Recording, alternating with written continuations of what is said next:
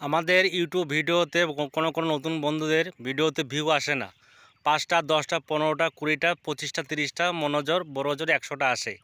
তার মানে হচ্ছে তার ভিডিওতে রেশিও ঠিক নেই এবং পিকচার কোয়ালিটি লো। মাঝে মাঝে কাজ করে আবার ছেড়ে দিয়েছে, আবার শুরু করেছে এবং আজকে একটা কালকে একটা পরশু একটা এভাবে মিক্সচারিং করে যে ভিডিওগুলো আপলোড করা হয় এবং তাতে অ্যালগরিদম বুঝতেই পারে না তার টপিকটা কী এবং সে কী উদ্দেশ্যে ভিডিওটা বানাচ্ছে। তো অ্যাকচুয়ালি বুঝতে গেলে ফেসবুককে ইউটিউবকেও অ্যালগরিদম বুঝতে পারে না তার ক্যাটাগরিটা কী। তো আমরা ভুল করি এখানে। তো নতুন বন্ধুরা, তোমরা যারা কাজ করতে এসো তোমরা চেষ্টা করবে একই টপিকের উপর ভিডিওটা করার জন্য।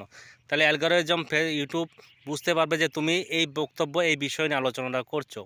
তো কি হচ্ছে, তোমার ভালো হ্যাশট্যাগ, ভালো ক্যাপশন, ভালো হ্যাশট্যাগ অবশ্যই দিতে হবে সেখানে ট্রেন্ডিংমূলক।